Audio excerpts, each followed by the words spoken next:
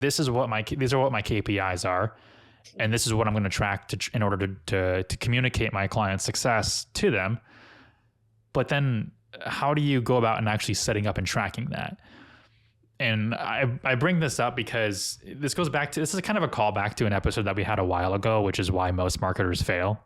And it's because they're so damn lazy and no one is willing to do deep dives on figuring out how to do any of the technical stuff at all.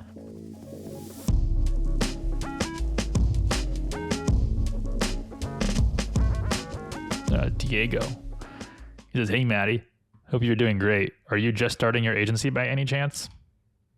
So I just sent him a link to the podcast.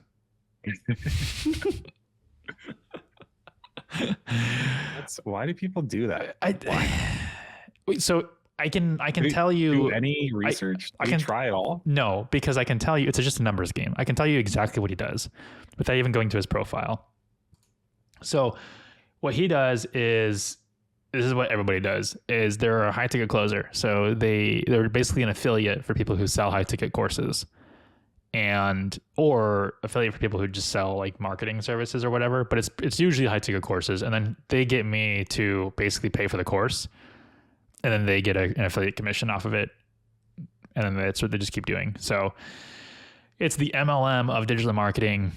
And if you do that, it's just a volume and numbers game. They message lots of people. 100%. Yeah. Mm-hmm. It's easier on LinkedIn because you can use LinkedIn. What's it called? Sales something. I don't remember. That's gross. Makes me want to throw up. That's shameful. What is LinkedIn? Oh, Sales Navigator. LinkedIn Sales Navigator. Well, on Facebook, it's like individual messaging. Yeah, no, it's super annoying, and everyone who does it sucks.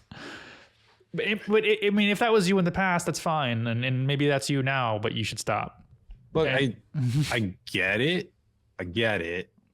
but it's not cool, man. It's not cool. Just think about being on the other side of it, and you're not special, man. You're like the 100th person to message me this today, and you're gonna be forgotten tomorrow. And it's mildly annoying enough to. I showed you the one I got on LinkedIn the one time, right? About I think everybody gets. Yeah. I can't remember what she said. Something about where was I interested in investing in a franchise or blah blah blah, and I said I don't do anything remotely close to this, so no, thank you. And then like the next day I got the same message again, so I just wrote back no with lots of zeros. That's the sales. That's Sales Navigator. That's just blasting out messages. On Facebook, I have 106 friend requests, and I can guarantee you there are 106 people trying to sell me something.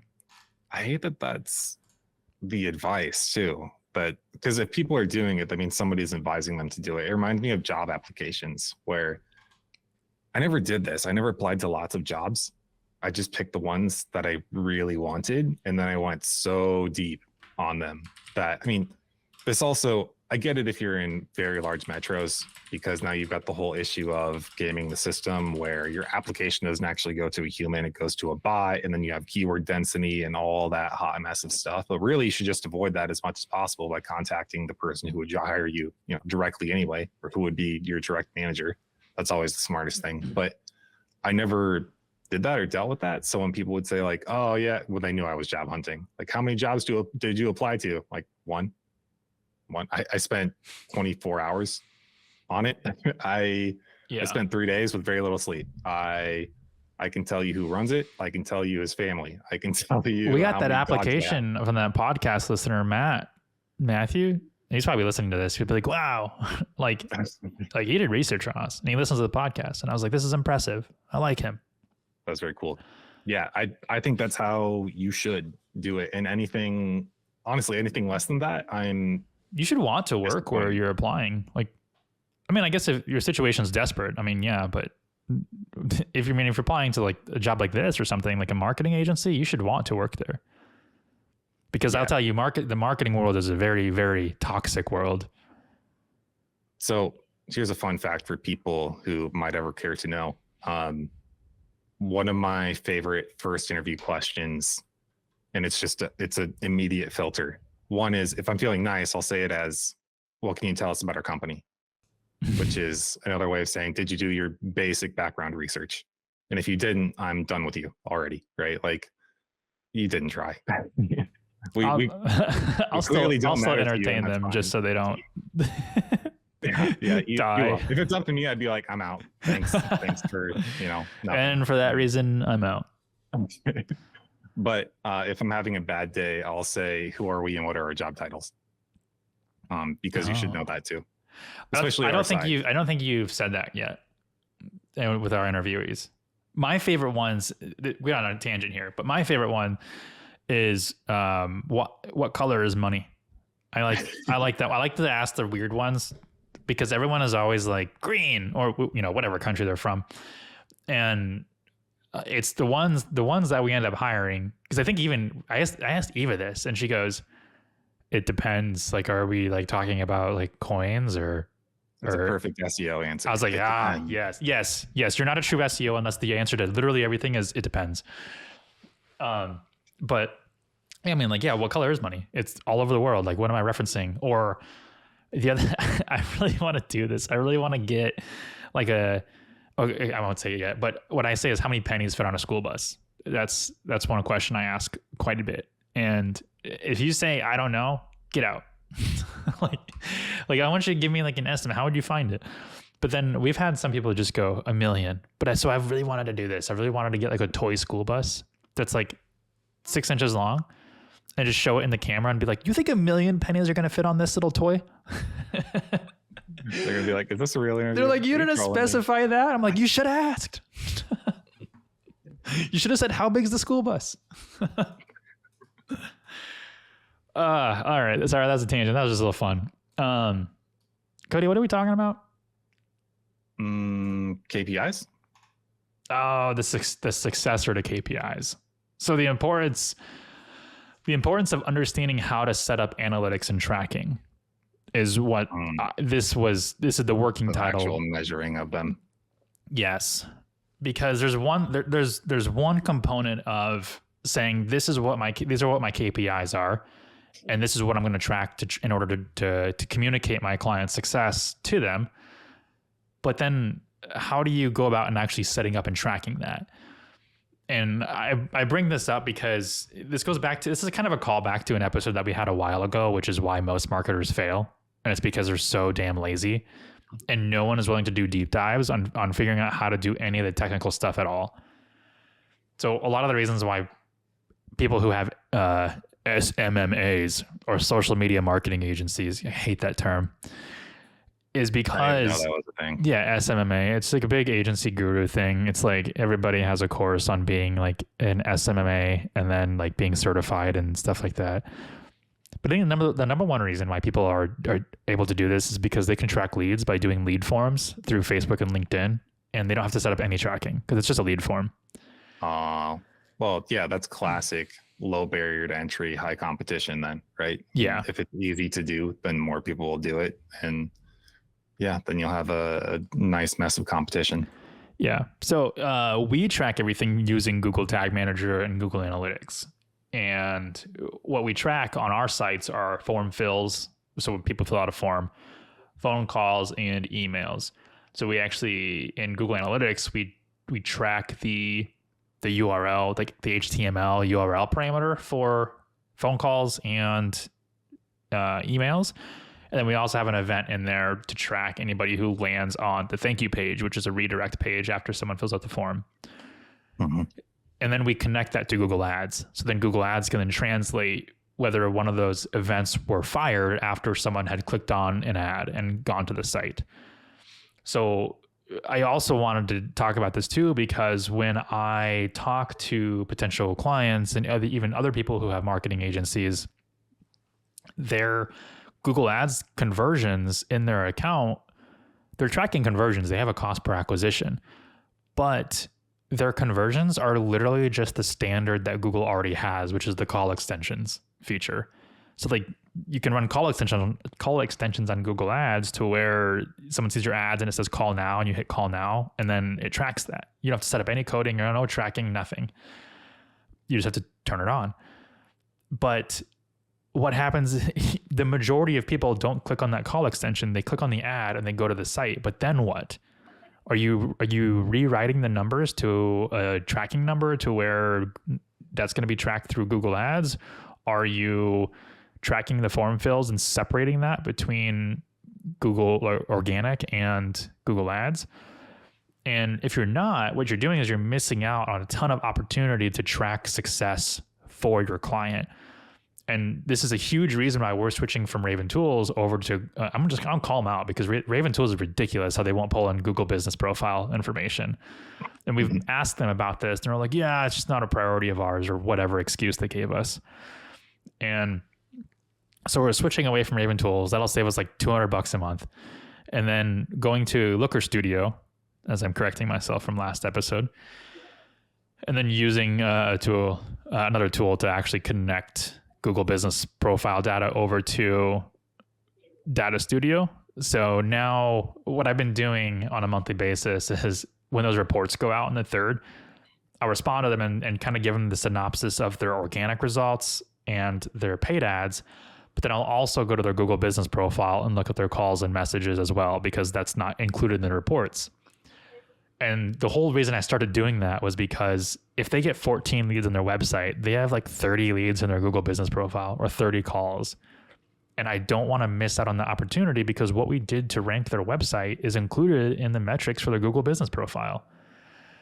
Fortunately, like a lot of people listening to this don't really have to worry about this because they're using like Local Falcon or some other paid SEO tool. Just keep in mind, we use no paid SEO tools, zero. Unless you count, unless you count Raven Tools, but we don't really use that, do we? Do you and Eva use it ever? Yeah. Okay. So I feel like we can't totally rip on Raven. But I'll give them a half rip, because I do feel like after they got acquired by, Click. Who are they? I gotta Google it. Don't worry, I'll cut it. Who acquired? It's fine.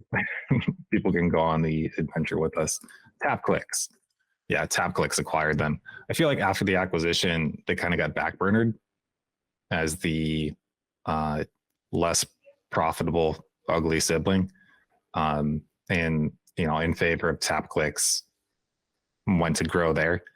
And we certainly don't use Raven Tools to its full capacity. I mean, there's a whole lot in there, and if you're taking advantage of all of it, I do think it's probably still a very cost-effective tool. But honestly, we only really use it for reporting, which, I mean, it's funny. Reporting is critical, and that's why reporting tools cost so much money. If you look at the alternatives out there and the more data streams that they have,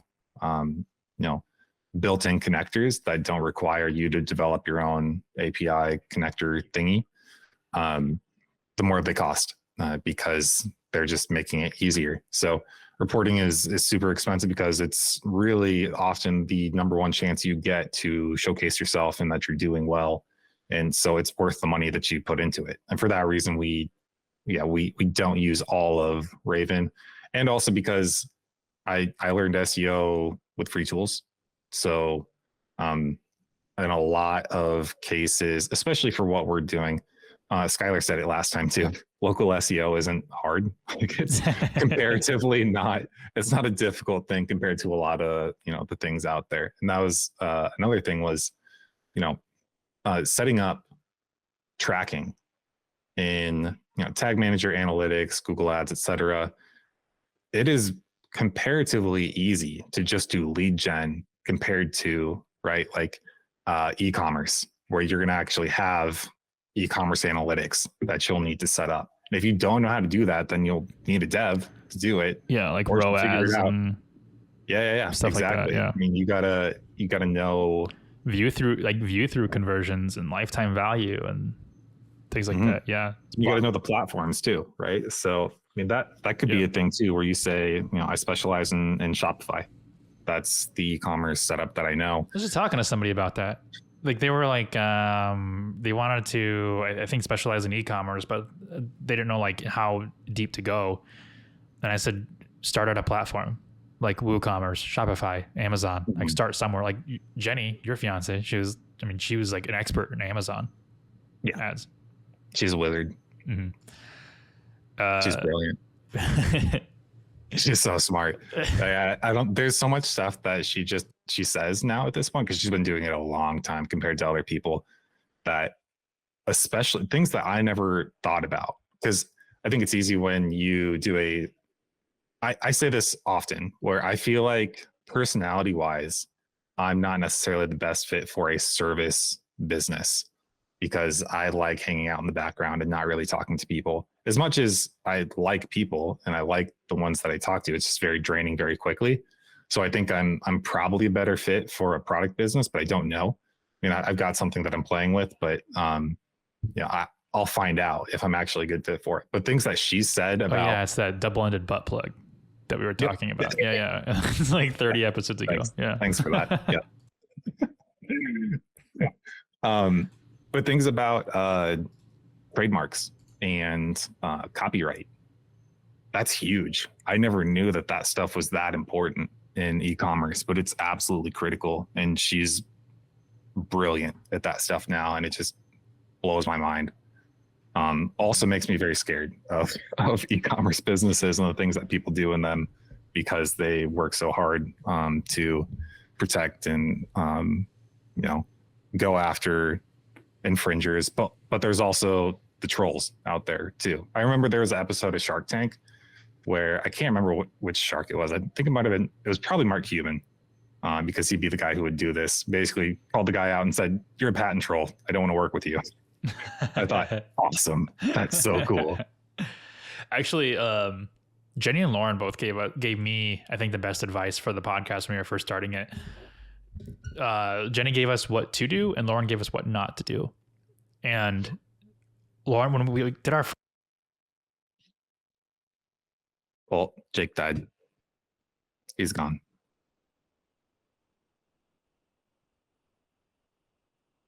I see his dead body. I don't actually know what's happening. I think you can hear me still. Maybe. Can you hear me? Can you hear me? My mic didn't even come unplugged, man. I just accidentally muted it because it's touch. Oh. My mic has a touch. Our mics have touch dials on them, and I muted it. Oh, but it sounded like it came unplugged. I did hear you. Yes. So that should have been a dead giveaway for me. I should have been like, well, I can hear him. Like, why am I messing with the plugins?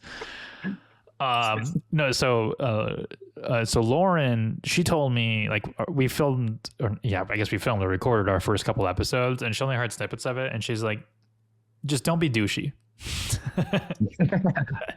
And so like it's really hard for us. I think initially there were certain things there were things in the first episode or two that we cut, that I cut because it sounded super, braggy, I guess. And I was like, that's got to go. Like, we're taking that out of the way. Cause I think we said something like, we don't have a problem with client acquisition. And we're like, I wish it wasn't a problem or something like that. Or, and I was like, yeah, this is going to go because truth is we didn't, but we also hadn't established kind of how we acquire clients and share that with, you all. But, I think Jenny gave us, I think the main thing that people love about this podcast, which is our tangents. And because I think it was the second episode she listened to, she said, I really like when you guys go on tangents and deviate from it. And I haven't heard anybody else complain, other than when I'm looking at the analytics and I see huge drop-offs in the first 10 minutes and then all of it come back like afterwards. So people are just get to it. Like, I don't care about your, tooth story or whatever. So we're going to surprise you in the middle of the episodes now with tangents. Yeah. You're getting them. If you really don't want them, I guess tell us. That's fine. Yeah. Or we can try to shorten them up or something. Maybe this is everybody telling us why they're not leaving us reviews. Oh, they're sick of the tangents. Yeah, well, how about you leave that in a review? Actually, don't. Yeah. Just tell us. Yeah. Yeah, we prefer you tell us. That way. Shoot us a message on the website. That'd be better. But yeah. I don't remember where we were going. Well, I think we were just talking about importance of tracking. Honestly, I don't know. You want to, yeah. Well, I want to say it depends on what service you're offering too. Because when you think of the service that you're offering, you have to think about how you're going to track that. So let's just say you're an email marketer, for instance, and someone's ears just perked up. They're like, oh my God, he's talking about me. Hey, it's me. Yeah. Let's say you're an email marketer. How are you going to track success for your clients? So one, I would establish industry benchmarks for open and close rates, because your client's going to ask you what's good. Clients ask us all the time what's good. And so we kind of tell them what the industry benchmarks are. We don't necessarily tell them that the industry benchmarks are good or not, because they might not be. But if you can give them some kind of inkling of suspicion that they're doing better or worse than good or than standard, that's good. However, you also have to figure out how you can report on those, on what's successful for their business. So most ESPs, email service providers like MailChimp or Aweber or Klaviyo or whatever you're using, are going to have some reporting statistics on email opens. But that's usually where it ends. How else can you provide value that the ESP won't? Because anybody can just sign up for a MailChimp and send free emails all day long and get the same reporting.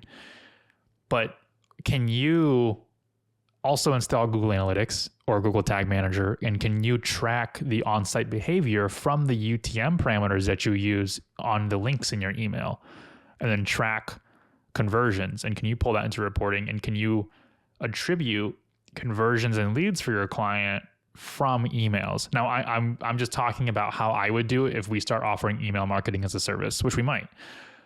But because we're a very lead focused company. But if you're not lead focused, that's fine. Just make sure that your client or your niche is aware of that, and protect yourself from them wanting to leave you because they don't necessarily believe that your service is affecting their bottom line. And a good way to communicate that is just listen to the last episode again, when I talked about responding to my client in the email about how I communicated the cost per lead to like their actual business model.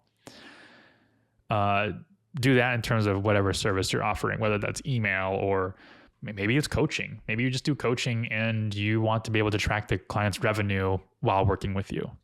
How are you going to track the revenue? Do you need access to their CRM or their books? Is that a partnership that you want to pursue? Yeah, I think that there's some, to me, if you're a digital marketer and you're doing this, then there's some obligatory things that you need to learn. One of them is you need the URL builder. Like if you don't know how to use UTMs, you got to figure that out. Like, and it's not complicated. It's not hard. And you're just appending URLs with tracking parameters so you can measure and see the things that you want. That's not difficult. That shouldn't take much time at all. I remember when I learned that, do you remember Dave? I asked Dave, I was like, hey, yeah, what's happening here? And he like talking about wizards. Let's talk about Dave. Yeah, he's the wizard. That's for sure. But he showed me in like 10 minutes, just wrote it on a piece of paper. I was like, cool. Got it. Sweet.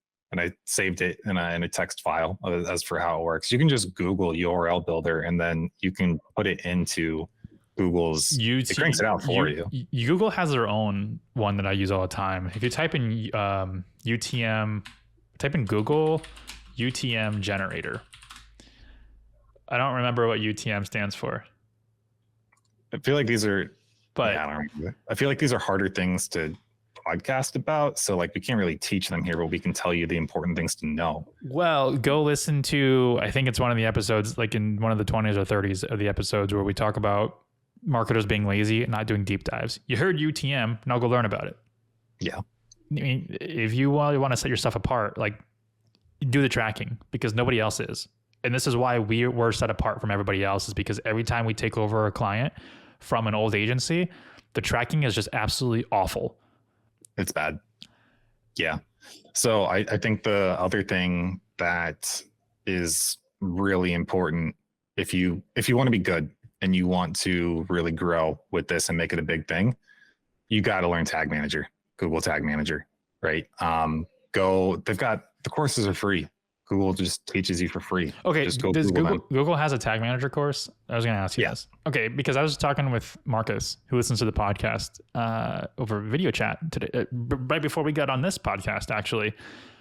And I was just doing a check-in with him, and he was saying that he's taken his marketing fundamentals course from Google. He's on to Google Ads, which is very intimidating. And then after that, you've got analytics and Tag Manager. And honestly, analytics and Tag Manager are going to be the game changers for you, because you don't even have to do ads if you just do SEO, analytics, and Tag Manager. and then boom, you've got a service there that's trackable and you can communicate value to your client.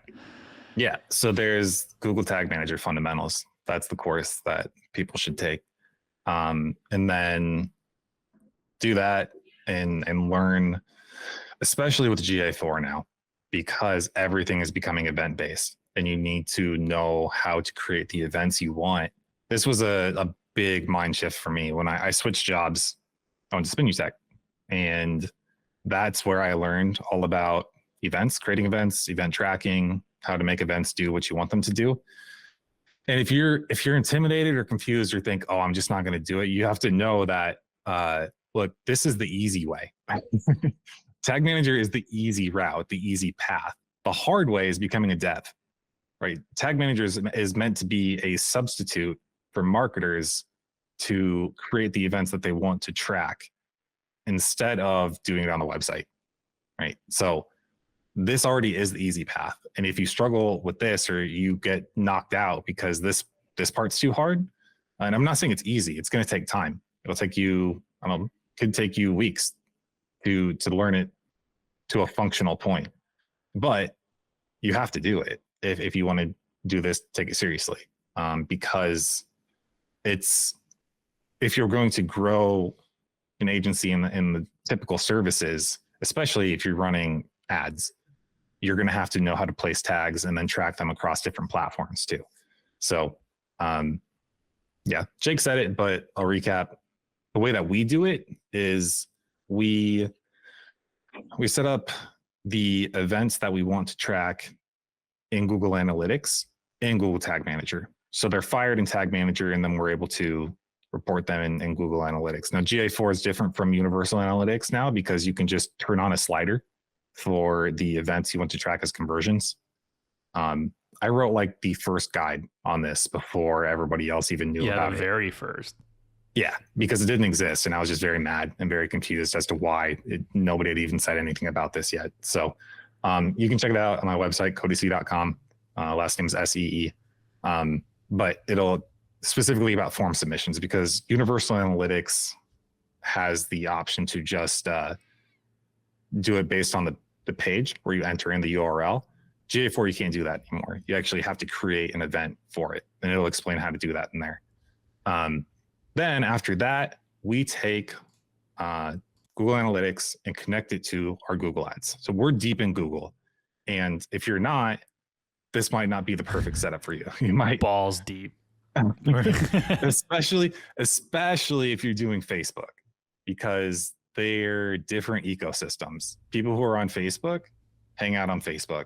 And there's like Jake was saying about form submissions, right? Like you can do it all within Facebook without even leaving. But you can track they call them offline conversions. So offline conversions are on Facebook is when you go off of Facebook and you go onto the actual website, and then tracking conversions on the website and then reporting that information back to Facebook. Now, a lot of gurus out there are going to say, well, what about iOS 14.5 and iOS blocking? Most iPhone users are opting into tracking now because they get so many notifications to opt out. That's just, if they just opt in, then they don't get the notifications anymore. So don't really worry about that. But again, like Google Tag Manager works with the Facebook pixel. You can either add the Facebook pixel on the actual site, or you can just plug it into GTM and then you're good to go. So I think Google Tag Manager is good to learn all around, whether you're using Google tools or not. Yeah. I think we've talked about it, but I want to later on, when we actually get to developing courses, do just a crash course on Google Tag Manager so people can know the very basics of how do I make the event that I want and how do I track it. There's a lot of stuff that I think we could do crash courses on and help people understand better, because Marcus was telling me, because I'm making him, he's starting his own marketing agency, but he doesn't have like a marketing background. So he's got to take a step back further from where we were at when we started, because we already had the marketing background. So I'm like, you need to take these courses. You don't got to pay for them, but take them and then, learn from Google. And he got to Google Ads, and there's like a lot of things that he doesn't understand. Like he got tripped up on conversion rate and cost per acquisition. And he's like, just the way that they explain them is super confusing. Yeah, it's not helpful. And so then I was like, oh, okay, well, cost per acquisition is easy. Like, how much did you spend and how many conversions did you get, and divide them? Yeah. And cost / And he's like, that's how they call it. That's so much easier. I'm like, if I can explain this to you in a way easier sense, I feel like we've got potential to make a course that competes with Google. Yeah, well, and it wouldn't have the Google Kool-Aid either. Yeah. He did say that. He said that I took the Google Ads course, and he's like, I feel like it's a big sales banner for Performance Max. Yeah.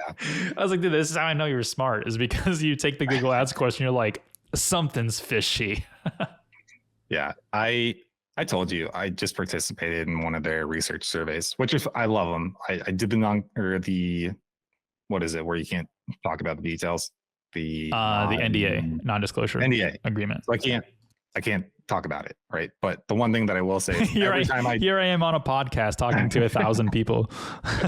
Every time I do one of them, the reason I get to do so many is because I tell them, in general, we don't like you guys. You told them that? Because like everything that you do is to make us spend more money. That's all you do. So we just, a lot of it, we don't even pay attention anymore because it's just propaganda.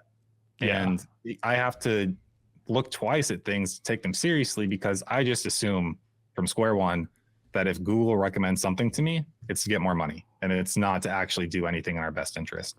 Yeah, I always get those emails that are like, your partnership, your Google partner status is in jeopardy. Like, apply our recommendations to keep your partner status. I'm like, do you mean ignore your recommendations? Because that's what we're going to do. Yeah, dismiss all of them. I didn't really have much more on that. I really wanted to establish the importance of setting up and understanding tracking, because in the last episode we talked about knowing your target KPIs, and knowing is only half the battle. Now you have to actually execute on figuring out how you can report on those KPIs, one, accurately, and two, to get it to a point where it's you're bringing in all of the potential value to the relationship between what you're tracking and what your client is actually receiving. So that's really why I wanted to have this episode, and it was definitely a two-parter, and I hope everyone found value in this. And if you have questions about it, feel free to email us. But ultimately, we're just going to point you to the resources for you to go study. We're not going to teach you anything. We're just like, hey, read. You need to read this. And if you're not until we flip it later on and cash out for the yacht money. That's true. Yeah. Mm-hmm. So. And we sell our souls, and now we're like, oh, you want me to teach you? That's $99. I can't teach you. I'm sorry. I'm on my yacht. There's no Wi-Fi. So yeah. But I can direct you to this other person who will take your credit card information. I will. I'll direct you. I'll send you the links, and you can go do the study. And if you're not willing to do that, then you shouldn't be running an agency, honestly. So fun fact too, because I know I've said this before, like, don't message me because I don't want to hear from you guys. I'm half joking, because some of the times I think it's fun and exciting. But if you do fill out a contact form on the website, it will go to both of us. Both Jake and I receive it. So I'm not giving you my email. Well, I've noticed you've liked responding to the comments on the website. So if you actually go to the Everbros website, and you can find this episode, and you can actually comment on it in the episode section. I do like that. You do. So yeah, people comment on it, and Cody and I always respond to them because it's cool. It's like a little community, our little own social media platform. Yeah, I think that's fun, but I don't know why I am the way that I am. I feel like I spook a little bit. I just spook easy. I feel his brother's like his Nate. That's his name. We call him what is it? Snow leopard, because he spooks super easy. Oh, if like you just say something that gets him, and then he's gone for like weeks at a time. And I do the same thing sometimes with just, I don't know. Jake knows I get overwhelmed super easy. And I'm a one task at a time guy. So I like to do things one at a time to completion. And then I get very mad if I have to stop, because there's a pause point where I can't continue working on it, and then I have to switch gears. I hate that. And then if you give me more than two things, I panic. Dude, I immediately panic. And I'm like, I don't know what to do. I can't do it. Cody, you were seriously like, you were on one the other day when you're like, we have to get this franchise deal, like the structure done for it. And like we're just like focusing on this. And then like, for some reason, like we're trying to cash out our credit card rewards because it ends in April, and like, or else we don't get any of it. And there's like $500 in there. and we were trying to see, like, we're trying to get stuff shipped to us, like the rewards, or to take the gift card because it's only accepting our PO box and it won't let us ship. But anyways, it's this whole like bank fiasco that we have to deal with. And like, this is like a week and a half ago. Like, and I was like, and you're like, oh, I'm like worried about this. I'm like, you know what? Like, that can wait. Like, we can work on the franchise stuff. Like, we're talking about $500 in gift cards versus like a $3 million opportunity. You're like, do you know how little this matters? And right now? you're like, yeah, but it's in my email. I was like, delete it and I'll remind you about it. It's on the list. You don't skip the list. You do, in fact, skip the list. Yeah, you should. That's what normal people do. That's why we had our call this morning with you and Lisa. Well, actually, no. I was going to go over the prioritization of all of our clients that are onboarding in that call, but then I went over that with her yesterday. Prioritization meetings. Apparently, I'm good at that. You are good at that. That's a strength of yours. Prioritization. That's a good thing. That's why I'll just ask you sometimes and say, here's the list. What do I do? I did that once when I was at Spinning Tech and I offended. It was Kylie actually that I mentioned last time. Mm-hmm. I basically said like, hey, you've given me a lot of stuff, but I don't know what you want me to start with. And she like took it in, like I was coming across as rude because I didn't realize, but I just meant it very literally. Like, I don't know what's number one here. So I just need you to tell me. Yeah. I don't know how you could find that offensively. Maybe that's why we work so good together, is because like, I'm like, I'll be happy to tell you what comes first. Well, because I think I went in with, you've given me a lot of stuff lately. Mm-hmm. And that's not a good way to start a conversation with somebody is, hey, you've given me a lot of crap and I don't know how to prioritize it. Probably better ways to surface that topic. Anyway. Yeah, probably. All right. You ready to hop on this podcast with Kevin Marcus Miller from Marketing Agency Owners Group? I am. This is a live one. Yes, this is a live. Listener, we're actually about ready to head over to a live podcast in the Marketing Agency Owners Group with Kevin Marcus Miller. So, if you're listening to this, see our faces. Yeah, if you're listening to this and you actually want to see our faces, well, it aired 2 weeks ago. So, you can go dig it up. You'll be disappointed in my face anyway. I don't know. Jake's is pretty cool. He's got good hair today. No, I don't. I have bad hair today. I thought it looked good.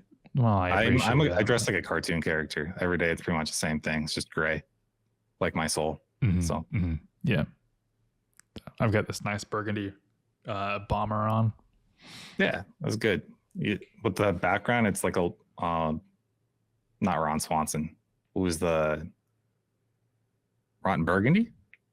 This is Ron Swanson. No, but there was the movie with Anchorman and Will Ferrell. Oh yeah, that was Ron Burgundy. Ron Burgundy. Okay, yeah, that's why. I need to get some Sex Panther cologne in the back right there. Final note. We're dating ourselves. While you were while you were talking in one of your rants, I ordered a new webcam. Hey. Off of Amazon. I got the Elgato webcam, so maybe the picture won't be as bad. Okay, we should call it good because I gotta use the Banyo before this. The little girl's room. Yep, that's the one. Okay. I don't think I can do that in Iowa anymore. That's an Iowa joke that people could look into if they want. All right, everybody. Anyway, thanks for listening. See you next time. See ya.